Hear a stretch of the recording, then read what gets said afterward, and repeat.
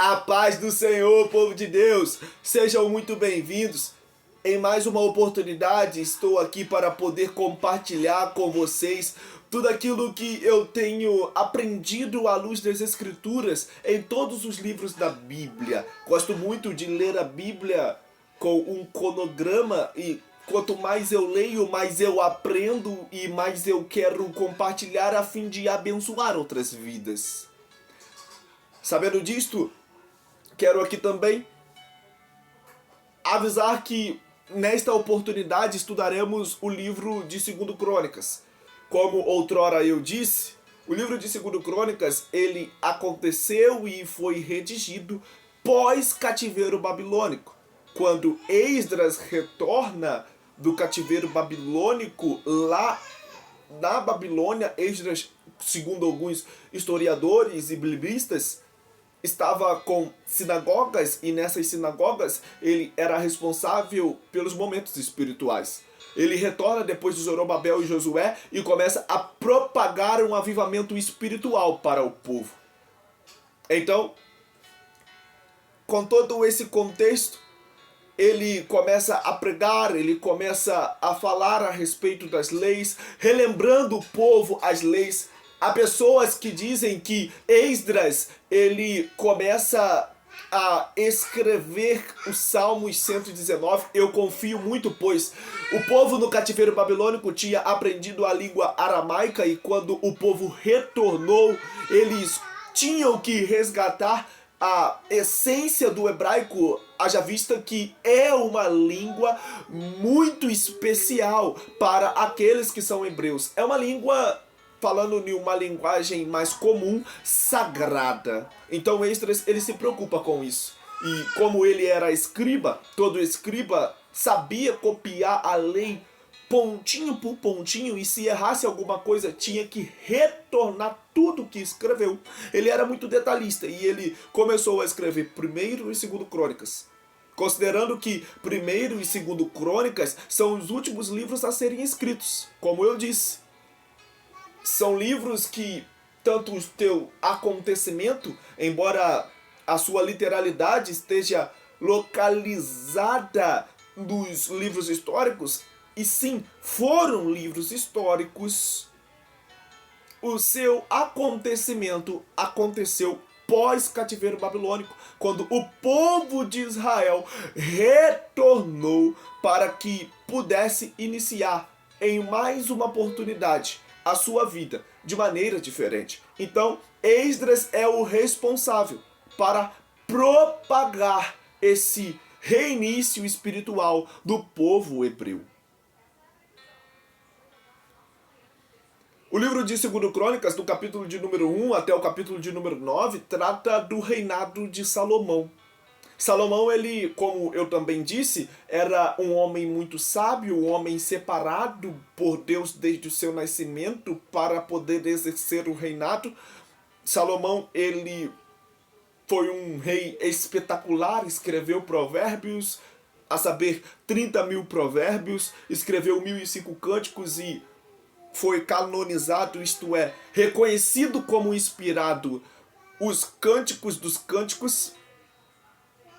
O livro de Cantares que temos na Bíblia é o cântico maior de todos os 1.005 cânticos que Salomão escreveu. Salomão, ele escrevia provérbios e observava muito a realidade da vida, a realidade da natureza.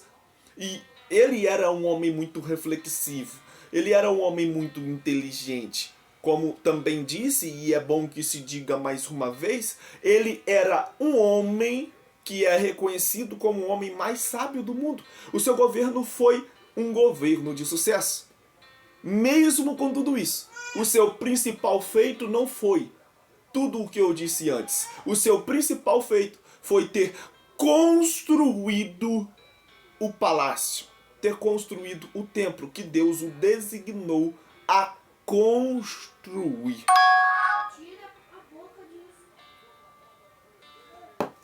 Do capítulo de número 10 a 36, apresenta-se a história dos reis do Reino do Sul. Esses reis são totalizados 20 reis e há uma ênfase para os reis que eram bons, embora esses reis sejam poucos reis. Por exemplo, os reis cotados como reis bons são Ais, Josafá, Joás, Amazias, Uzias, Ezequias e Josias. Foi um tempo tão depravado que 90% dos reis, sendo 20 no Reino do Sul e 19 no Reino do Norte, fizeram o que era mal aos olhos do Senhor.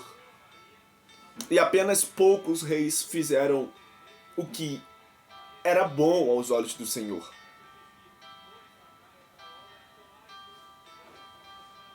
Olhar para o livro de 2 Crônicas é perceber que o livro de 2 Crônicas nos ensina a cultuar a Deus de maneira coerente e agradável e também aceitável.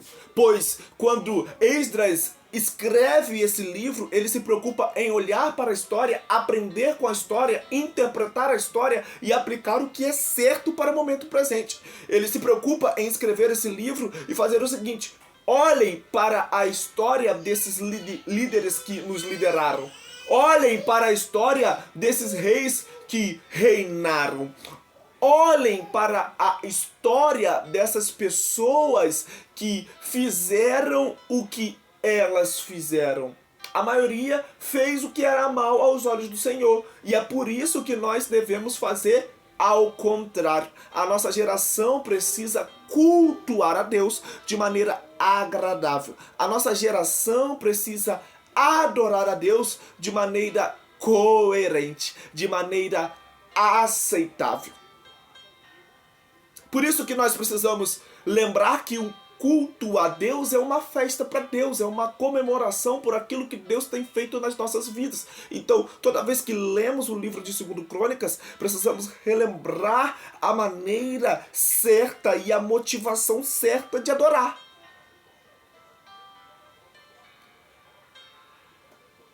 O livro de 2 Crônicas, a partir da história do rei Asa, que ficou doente e procurou médicos, nos ensina a, em vez de priorizarmos o recurso humano, darmos exclusividade para Deus, pois ele poderia muito bem, primeiro, recorrer a Deus, mas ele recorreu a médicos. Qual foi o resultado?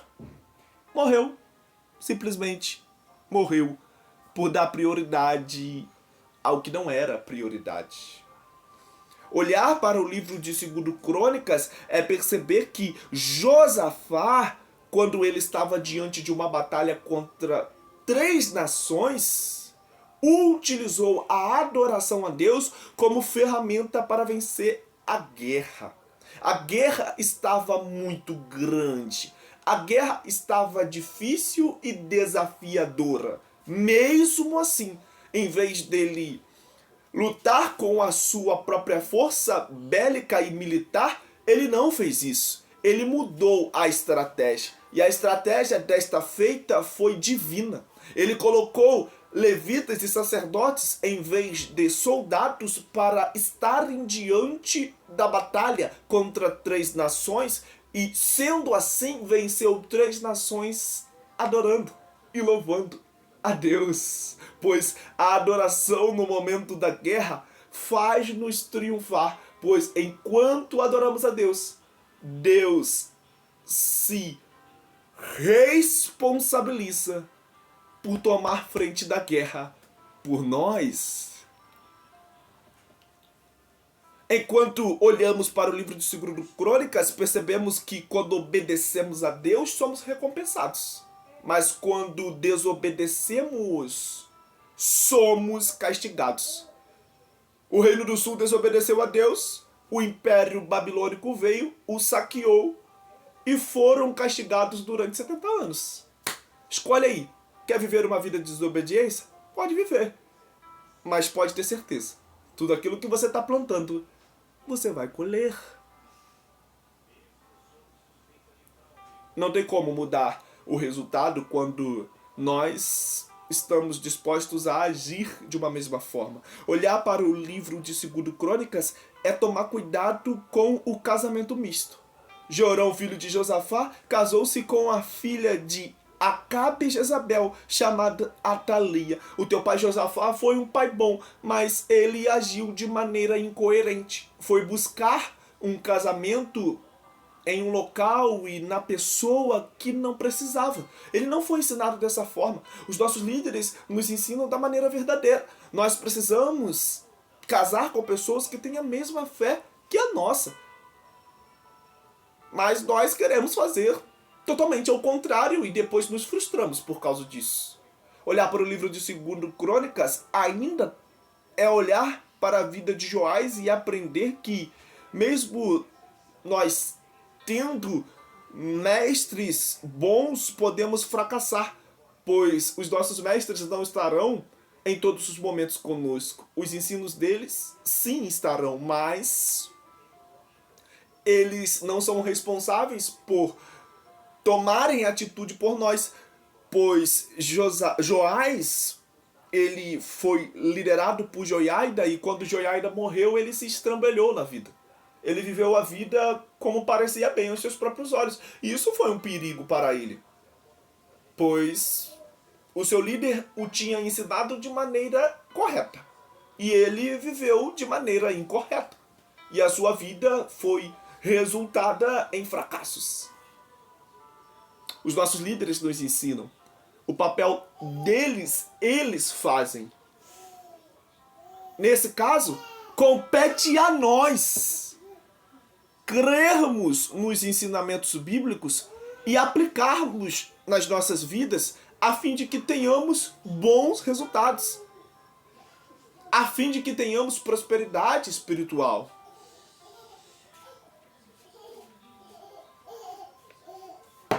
Olhar para o livro de 2 Crônicas é perceber Cristo em Salomão. Quando o povo estava passando por dificuldades, quando o povo estava vivendo uma crise, Deus proporcionou um rei de paz, um rei sábio, que proporcionou a solução para o povo necessário, no momento necessário. Foi o mesmo que aconteceu com Cristo. Cristo, quando viu que todo mundo estava vivendo um caos, estava vivendo uma crise existencial, proporcionou solução através do seu reino, através do reino de Deus, através do reino dos céus, implementado nas pessoas que assim o aceitaram. É por isso que Jesus disse: a rainha de Sabá virá para julgar vocês. Pois assim como a rainha de Sabá veio para testar a sabedoria de Salomão, aqui está quem é maior do que Salomão. Jesus é encontrado e contemplado no estilo e na vida de Salomão. Para finalizar, eu lhe convido a ler 2 Crônicas, capítulo de número 16, versículo de número 9, apenas a parte A.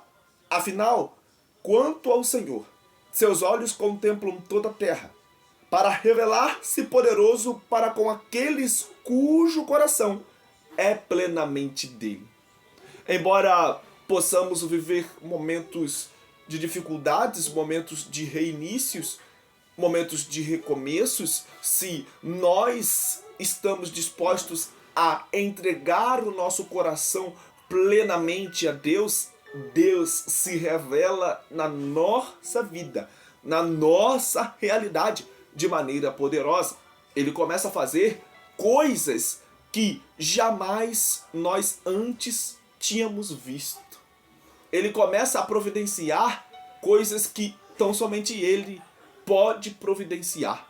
Ele começa a distribuir bênçãos que nós ficamos sem saber de onde e como essas bênçãos surgiram nas nossas vidas. Pois quando nós nos entregamos com todo o nosso coração a Deus, Deus se responsabiliza por se revelar a nós de maneira poderosa. Vale a pena se entregar a Deus. Vale a pena se consagrar a Deus.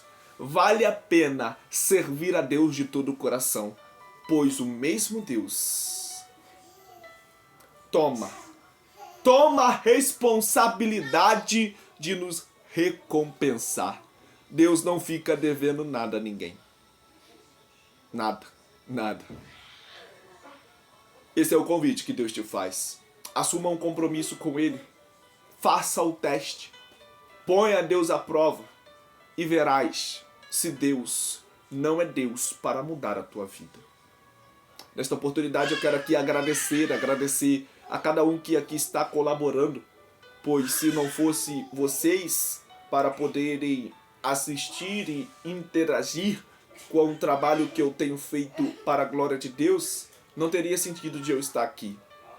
Eu estou aqui com a disponibilidade de servir e o que eu peço é para que você curta, comente e compartilhe, a fim de que a palavra de Deus seja publicada, anunciada e compartilhada com o máximo de almas possíveis.